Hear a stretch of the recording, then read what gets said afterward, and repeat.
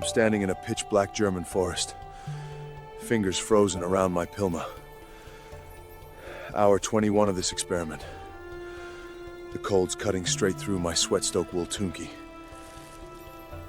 My eyes are treacherously closing, and my mind is beginning to conjure up terrifying hallucinations lurking in the dancing shadows of the enormous ancient trees.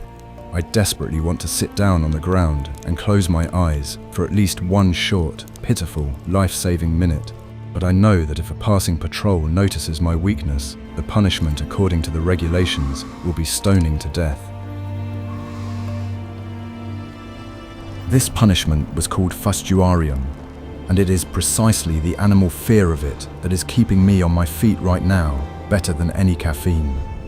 The Roman military machine skillfully used terror not only against external enemies, but also as a tool of brutal internal control. I've been on my feet for nearly a full day, carrying the weight of a modern refrigerator on my back, digging deep trenches, and marching endlessly. The human body simply isn't built for such continuous strain, without the slightest right to privacy or rest. My spine is begging for mercy, and my brain simply refuses to process the brutal ancient reality of the 1st century CE. I decided to live 24 hours by the exact rules of an early imperial legionarian. No sneakers, no energy bars, no painkillers, no high-tech sleeping bag. Just 80 pounds of historically accurate gear, feet rubbed raw in leather sandals, and a diet of hard wheat. I wanted to find out what would break first under the conditions of ancient warfare, my physical body or my psyche, spoiled by comfort. And the result turned out to be completely unexpected, because the most terrifying part of Roman military service lay not in physical pain at all.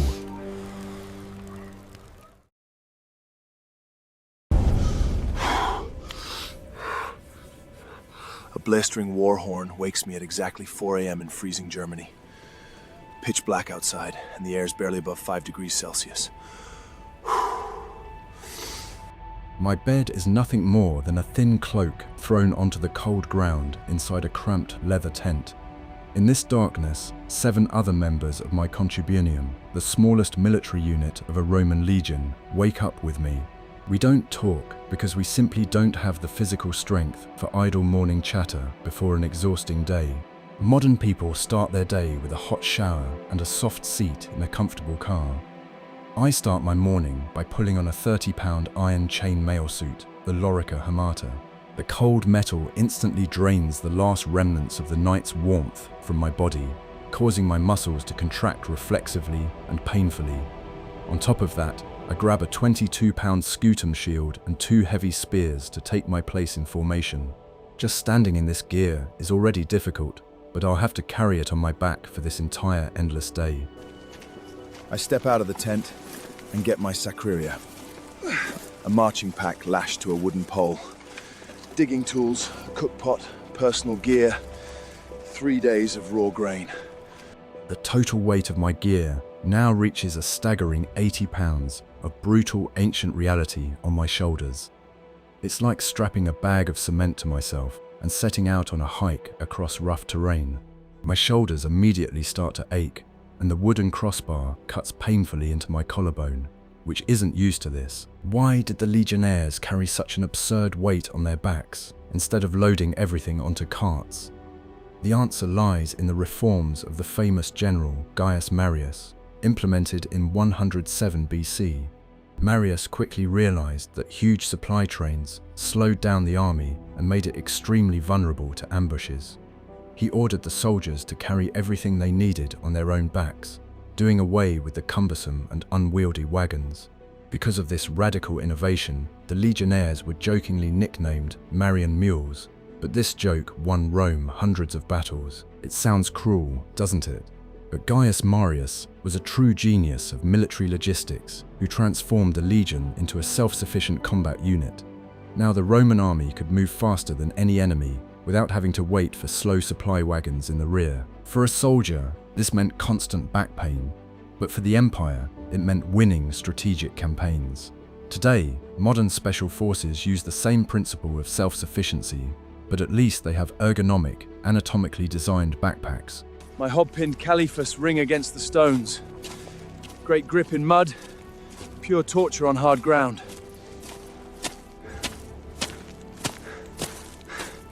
10 minutes in, my feet are already burning.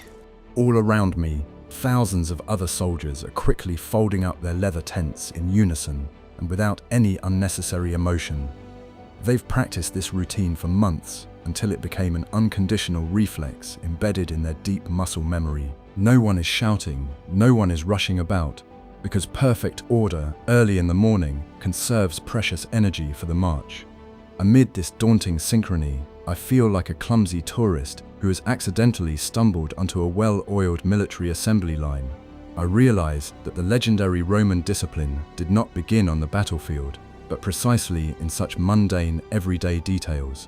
The famous historian Polybius wrote that a Roman camp was packed up according to 3 strict signals from a military trumpet. The first signal was to take down the tents, the second to load the baggage onto pack animals, and the third to begin an organized march. This ironclad rule eliminated any chaos and left soldiers no time for unnecessary musings about the hardships of their lot. The system did the thinking for the individual, relieving him of the need to make decisions on a cold, early morning before a grueling march. It is a phenomenal psychological trick that powerfully reduces internal stress before the start of a very difficult day. I fall into the column trying to hold exact distance from the guy in front of me. There's a centurion walking the line right now with a vine staff in his hand. That thing isn't just for show. One wrong move and it comes down across your back. Okay, he's past me. Small mercies. This vine is not merely a beautiful symbol of authority, but a real instrument of physical punishment for the slightest lapse. In the year 47 CE, the harsh commander Corbulo executed a soldier simply for digging a trench without his sword, so I frantically check to make sure my short gladius is securely fastened before the column sets off. The command to march rings out hollow, and I feel the 80 pounds of gear immediately pulling me toward the ground. Ahead of me lie 20 Roman miles, which I must cover in 5 hours at a steady military pace. My mind refuses to believe the reality of this task, but my legs are already mechanically taking the first uncertain step forward. I realize that the physical suffering is only just beginning, and the real test of my willpower lies ahead. And the most terrifying thing about this endless march is not the distance at all, but the way the system forced people to endure it. 2 hours in now, and every single step is sending a dull, grinding ache through my lower back. My calves are basically locked up at this point, and there's no stopping to stretch. There was a Roman military writer, Vegeller, who actually wrote down the exact standard for this pace. Turns out he wasn't exaggerating one bit. A standard march covered 20 miles in 5 hours, while an accelerated forced march covered 24 miles in the same amount of time. This translates to a speed of about 4 miles per hour, while fully equipped, across absolutely any kind of rugged terrain. A modern infantryman carrying the same weight moves more slowly, despite having high-tech hiking boots. Why did Vegetius devote such obsessive attention specifically to marching and the speed of movement of his massive legions?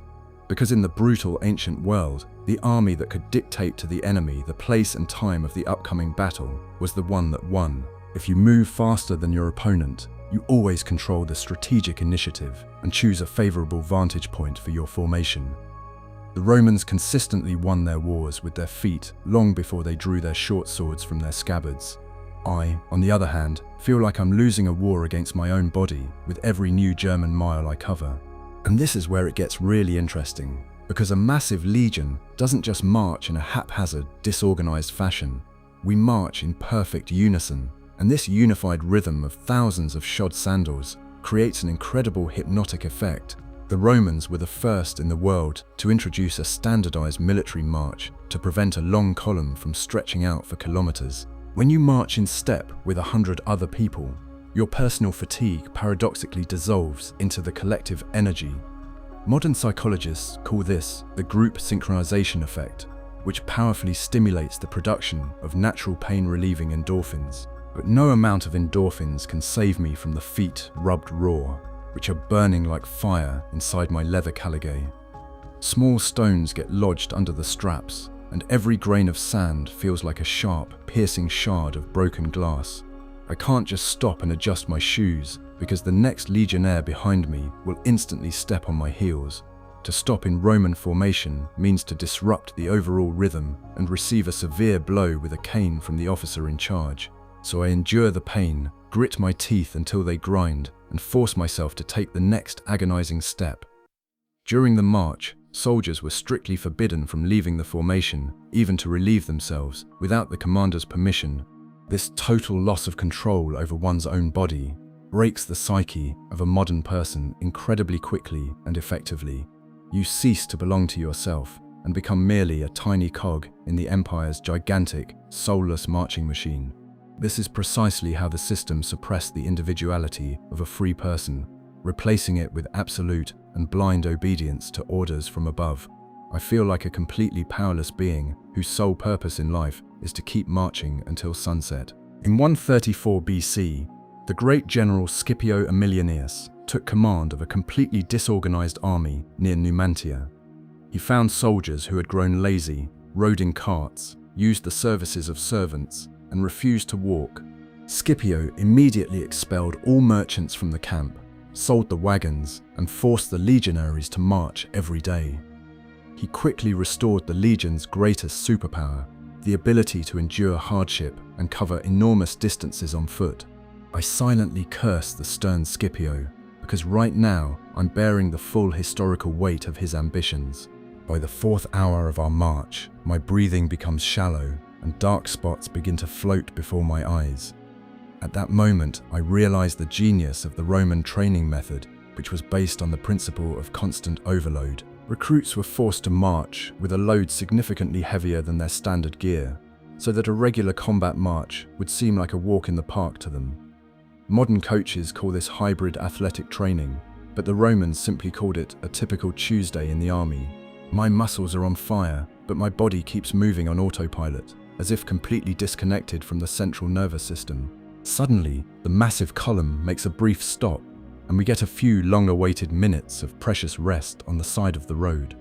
I throw the heavy sarcina off my shoulders and collapse onto the dusty ground, greedily gulping in the cool autumn air. Around me, the seasoned veterans don't even sit down in the mud. They simply lean silently on their massive shields.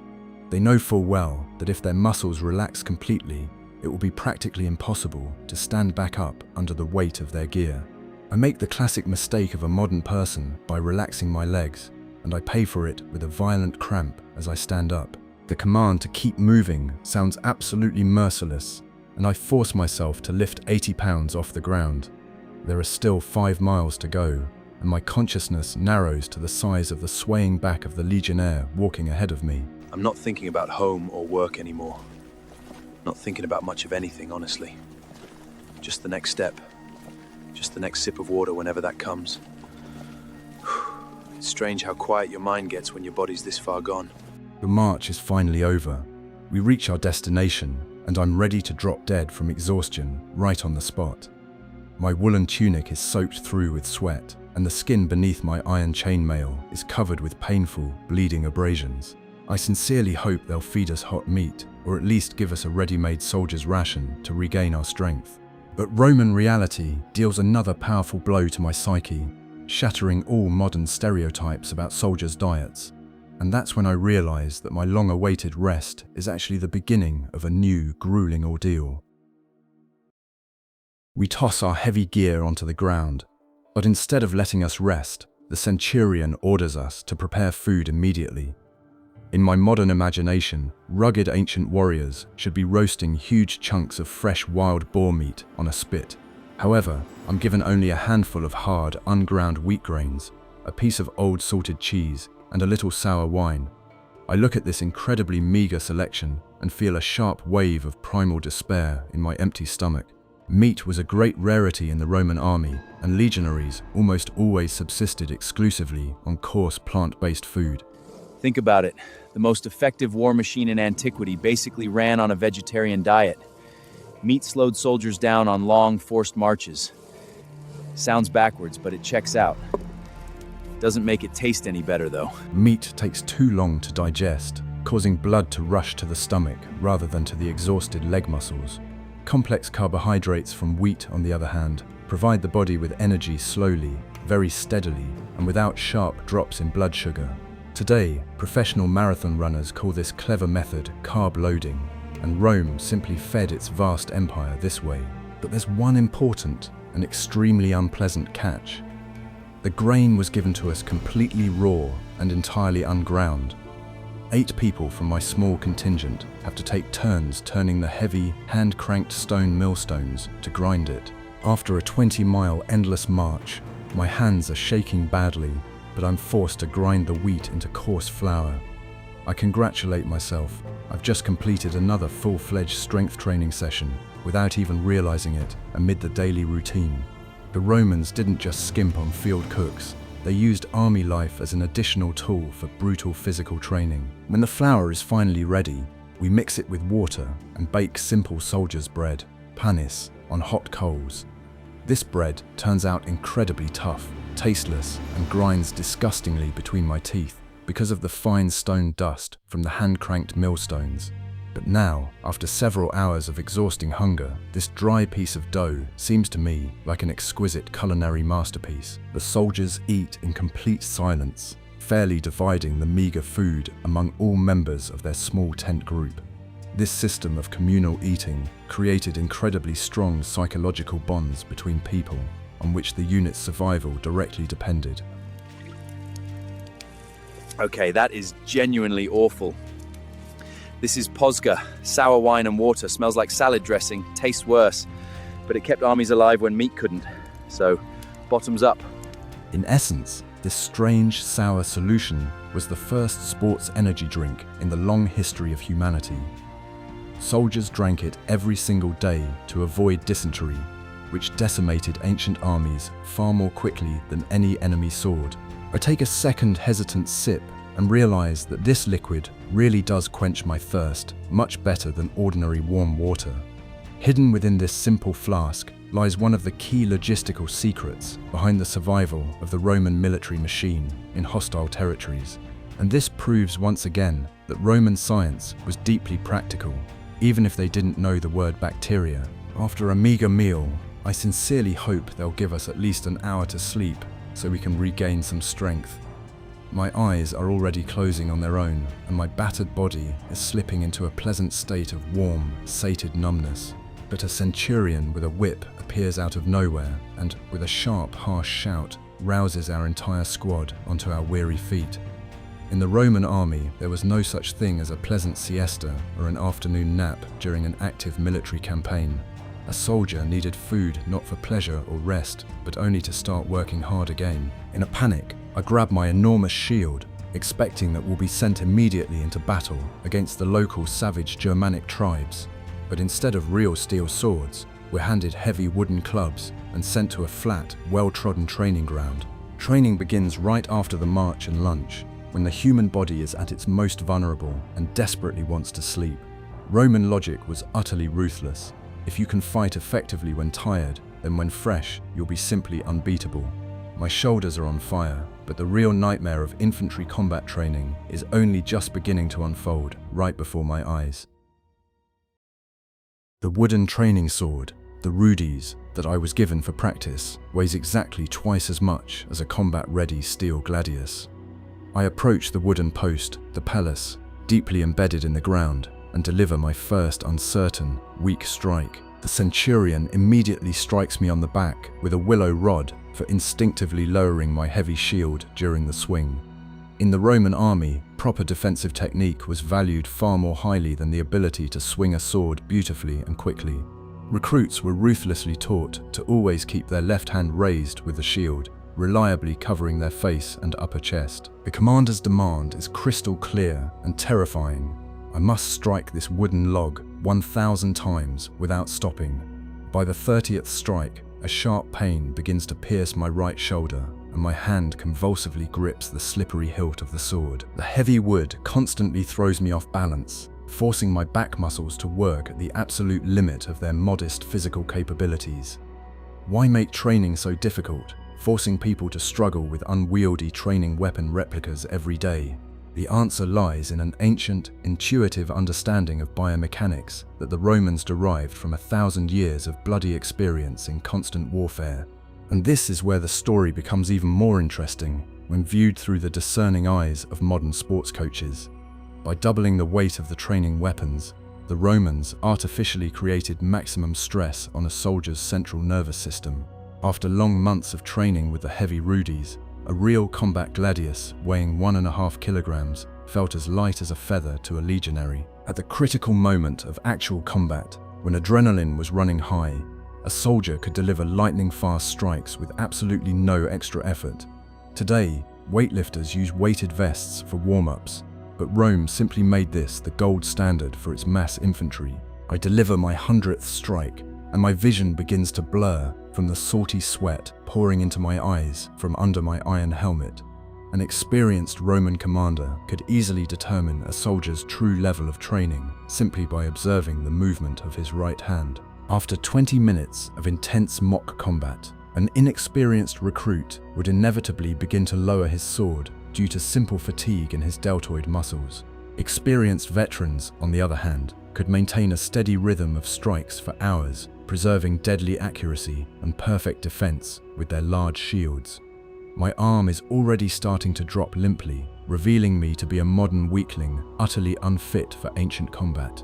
Suddenly, a sharp command rings out, and we're forced to switch to grueling training in tight formation, simulating a real mass battle.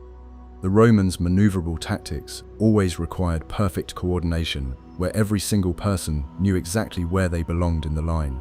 We stand shoulder to shoulder, shielding one another with our massive shields, so that a solid, impenetrable wall is formed.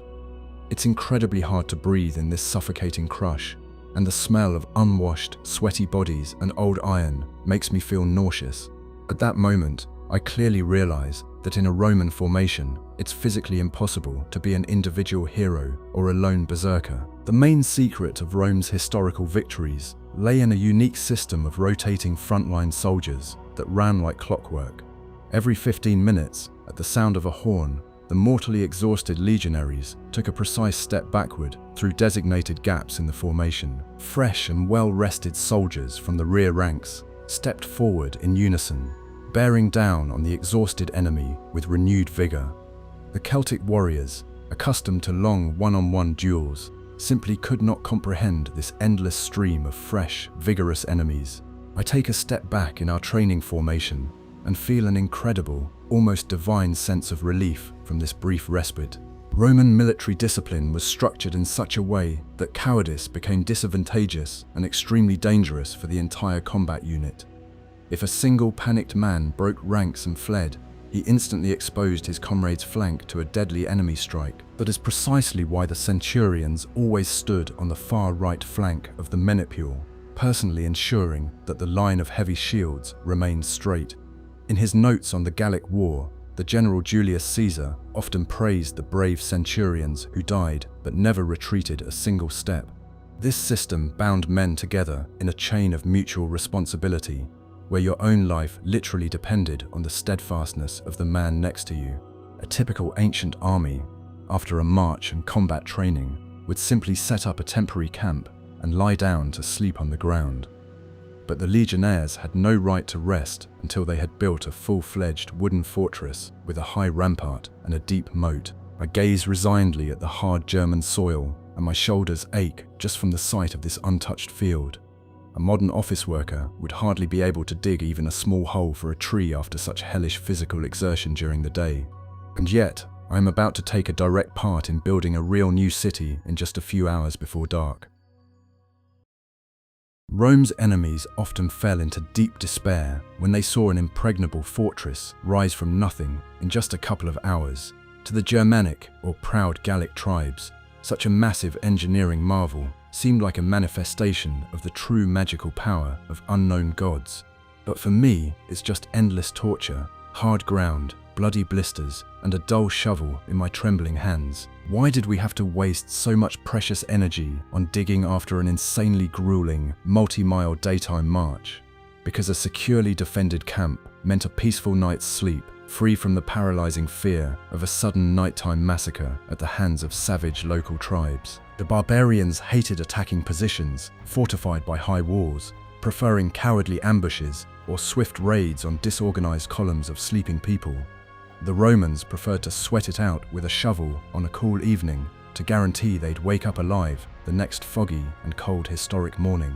This is a mathematically precise, ideal balance between expending energy on labor and preserving soldiers' lives for the decisive battle. From the heavy earth we've dug up, we pile a high rampart called an agger and tamp it down with our feet until it's as solid as stone. Sharp wooden stakes, sudi, are driven into the top of the rampart. Each legionary obediently carried one on his back throughout the entire march. 2 wooden stakes from each soldier quickly form an impenetrable wall that defends the camp's perimeter better than any modern concrete blocks. Modern armies still build temporary bases in combat zones according to this very same fundamental principle.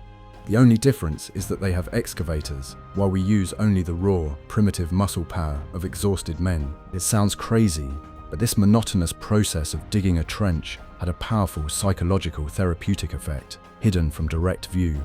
The monotonous physical labor shut down our consciousness, effectively relieving the nervous stress that had built up over the day from the anticipation of a sudden ambush in the forest. The soldiers worked in a trance-like state where every shovelful of earth brought them closer to a safe haven and long-awaited rest. Psychology refers to this as a reduction in anxiety through a predictable and repetitive sequence of actions in conditions of high life uncertainty.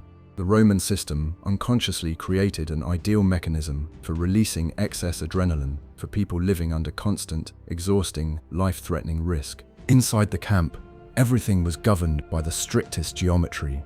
Wide streets, commanders' tents right in the center, and neat rows of identical soldiers' quarters. If you were to teleport a legionnaire from rainy Britain to a camp in sweltering Syria, he would find his tent with his eyes closed. This standardization of space created an illusion of control and order for the rank-and-file soldiers in the midst of a completely wild, incomprehensible, and hostile world. Roman civilization literally traveled alongside its legions, materializing in the right angles of these temporary yet reliable wooden fortresses. I look at the straight streets, and my mind calms down as it finds familiar geometric patterns in this frightening forest chaos. I sit down heavily on the ground near my dwelling and feel the tensions slowly release from my body, which has been worn down by the day's exertions. At that moment, I realize the full hidden genius of the Roman method for expanding the physiological limits of the fragile human body. By subjecting soldiers to heavy construction work after a march, the empire incredibly expanded their baseline capacity for daily physical labor. The body grew accustomed to the fact that exhaustion was always followed by yet another inevitable phase of hard physical labor. Therefore, in actual combat, when they had to swing their swords for 3 hours straight, Roman legionaries simply did not tire. The sun finally disappears completely behind the dark forest, giving way to the cold, bone-chilling ancient Germanic night. The smells of smoke from campfires, old sheep's cheese, and unwashed, damp woolen soldier's cloth waft through the vast camp. My tent mates are quietly chatting as they clean their iron weapons with scraps of coarse cloth and smelly animal fat. I too take out my gladius and methodically wipe the dust from it, feeling like part of this strange brotherhood in arms. But it's far too early to relax, because a nighttime ordeal awaits us that will break my modern psyche once and for all. A legionnaire's life consisted not only of multi-mile marches, bloody battles, and the construction of gigantic earthen fortifications throughout Europe. The main burden of this profession lay in the absolute impossibility of escaping the system's pressure, even during hours of lawful rest. The laws of the Republic, and later of the Great Empire, permeated every second of a person's existence, regulating even their sleep. And now, just as I'm dreaming of nothing more than closing my eyes, a brief order from the watch officer rings out.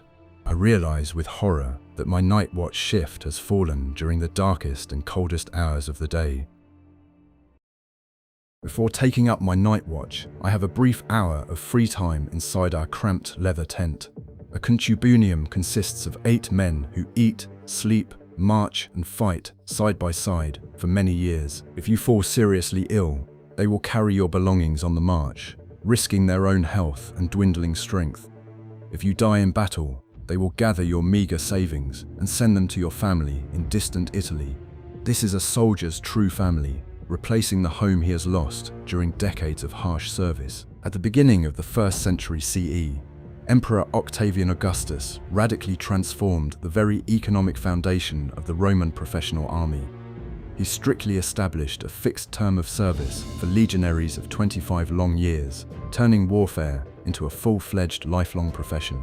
Augustus established a special military treasury, the Aerarium Militare, to guarantee veterans the payment of pensions or the allocation of good land grants.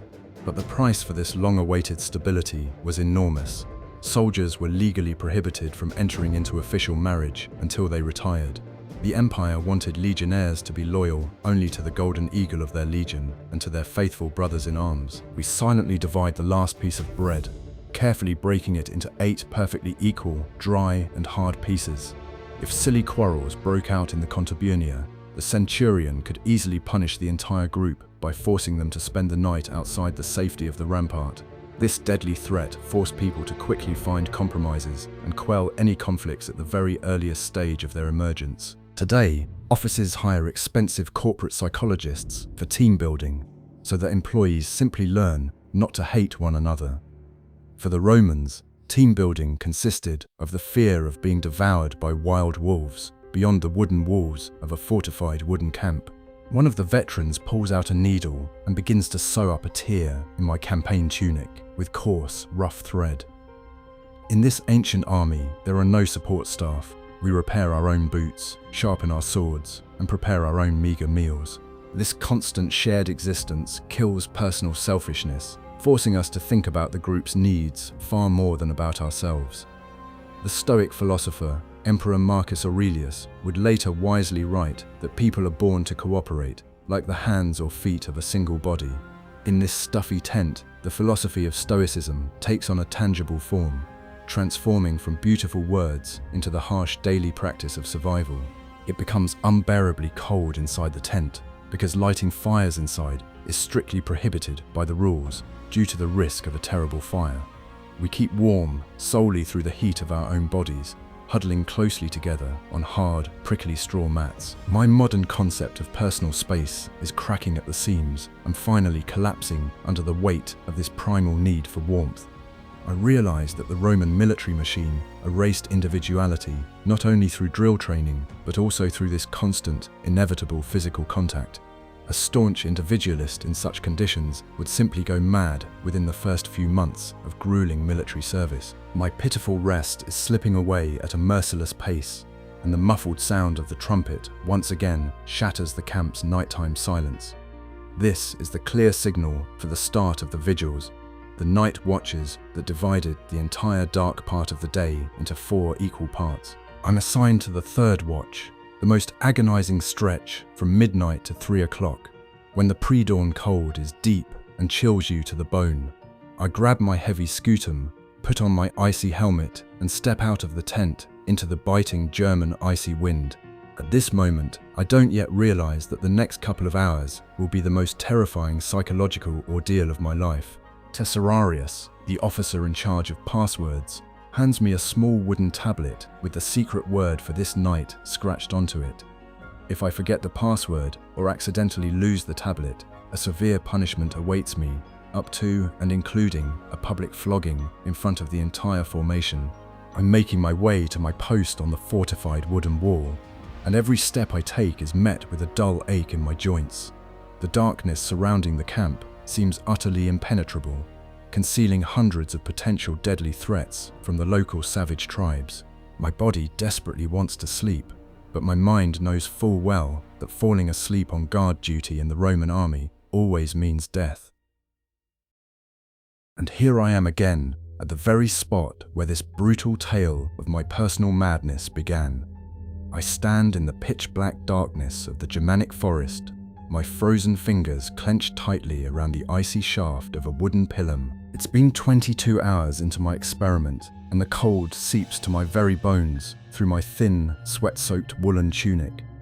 My eyes are treacherously closing, and my mind begins to conjure up terrifying hallucinations lurking in the dancing shadows of the enormous ancient trees.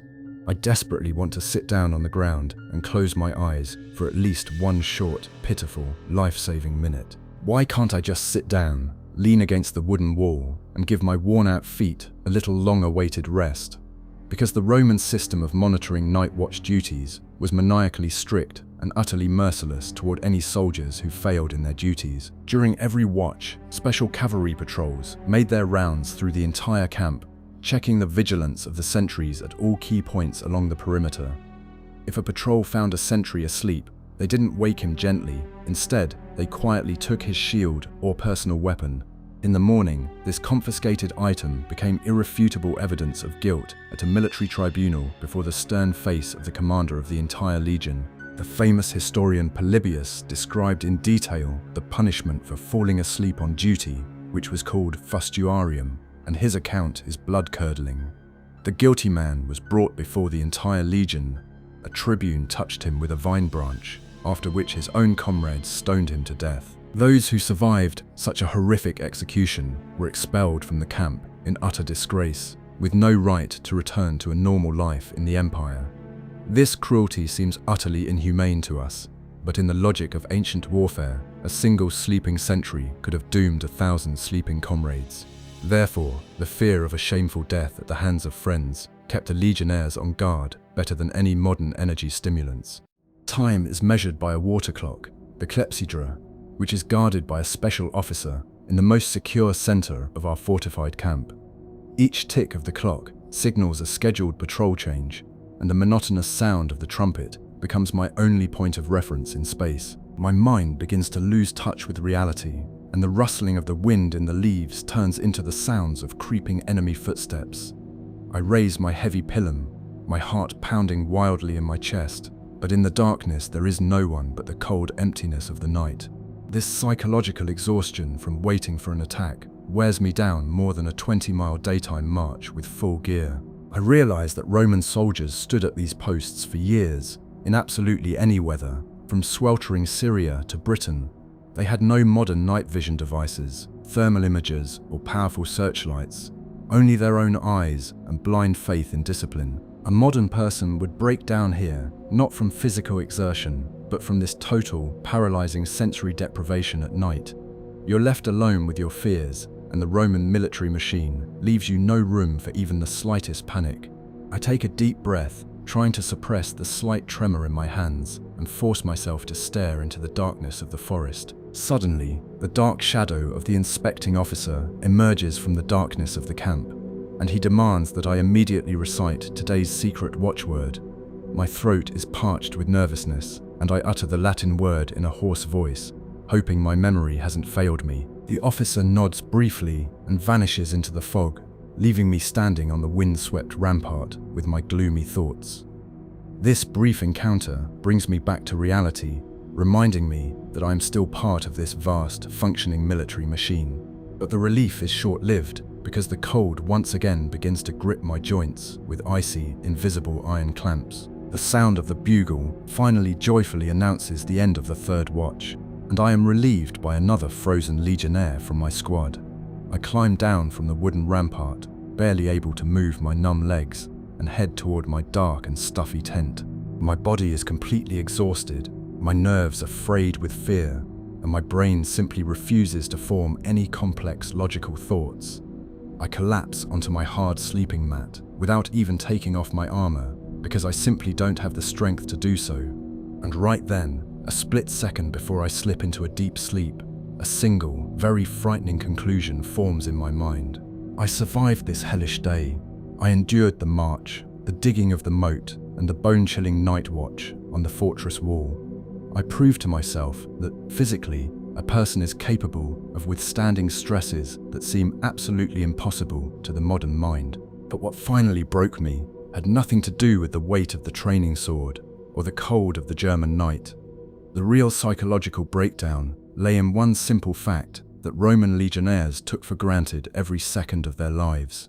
And this ultimate truth forever changed my attitude toward history, forcing me to look toward the coming dawn with dread. Dawn arrives agonizingly quickly, and the camp is once again filled with the sharp sound of the bushina piercing the cold morning air. I open my eyes, feeling as if I've been run over by a heavily laden Roman supply train, carrying provisions and heavy building stones. Every muscle in my body screams with pain, my joints creak loudly, and my battered legs throb with a dull, burning ache. I look at my comrades, who are already silently and methodically rolling up our leather tent into a tight transport roll. In their eyes there is neither suffering nor enthusiasm, only the cold, professional emptiness of people flawlessly carrying out their daily work. It is at this very moment that my modern psyche finally breaks under the weight of realizing one very simple and cruel truth. My historical experiment lasted only 24 hours, and I knew for certain that tonight I would return to my warm home. But for these people, there were no days off, no vacations, no holidays, and no option to quit of their own accord due to extreme exhaustion. What I had survived with such incredible difficulty just once, they had been doing every day for 25 long years. For a quarter of a century, they woke up in the mud, hauled equipment, and built fortifications with no room for error or weakness. We slowly make our way out of the camp, and I realize why Rome spent long months subjecting every recruit to brutal training. The goal was not simply to teach a person how to hold a shield properly or deliver thrusts with a heavy wooden training sword. The goal was to completely destroy the weak civilian within him and forge in his place a perfect, obedient cog in the machine. The empire methodically broke the peasant's will through physical exhaustion, only to reassemble him as an utterly invincible soldier. And this process of transformation was so effective that the Roman legions maintained control over half the known world for centuries. I march in formation, listening to the hypnotic rhythm of thousands of marching feet, and feel a strange, awe-inspiring respect for these ancient people. They were not fictional superhumans with superpowers. They were made of the same bones and muscles as we are today, but their system forced them to push the limits of human endurance to levels that modern science considers nearly impossible. They marched through pain, hunger, and fear, united by iron discipline and the fear of a merciless commander's whip. The Romans prevailed in antiquity not because their swords were sharper, but because their collective endurance was boundless. My hero, a modern man, arrived at this camp with illusions about the romance of ancient heroic battles and military glory. But in the end, he found only endless mud, bloody blisters, hard bread, and the cold, clammy sweat of night watch. My final destination on this journey is not victory over the enemy, but the absolute acknowledgement of defeat in the face of the grandeur of routine. I am not surrendering to mythical barbarians. I am surrendering to the very thought of repeating this day tomorrow morning. This routine was Rome's true ultimate weapon, more deadly than any finely honed gladius in the hands of a seasoned legionnaire. The Roman army was not merely a military institution. It was a perfect machine for transforming human raw material into an empire. It took ordinary young men, erased their fears by replacing them with strict regulations, and sent them out to build a civilization with wooden shovels. Today, we complain loudly about traffic jams on the way to work and consider slow internet or bad coffee to be sources of stress. By Roman standards, we live in paradise, yet we are completely devoid of the incredible psychological resilience of our ancestors. Our comfort has made us soft, and 24 hours in the shoes of a legionnaire served as a very harsh reminder of this fact.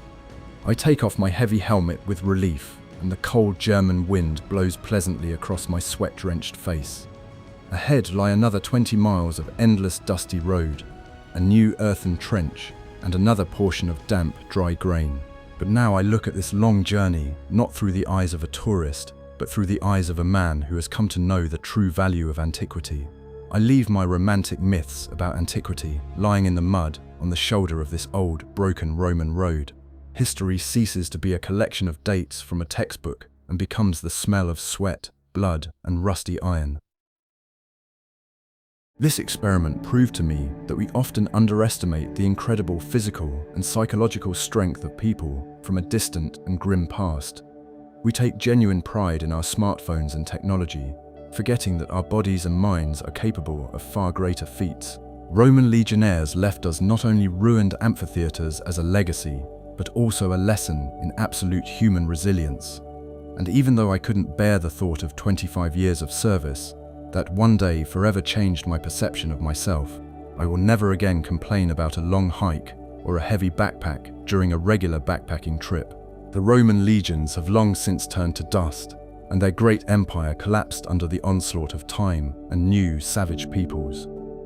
But their iron-willed methods of adapting to extreme conditions live on in modern sports training techniques and strict military regulations.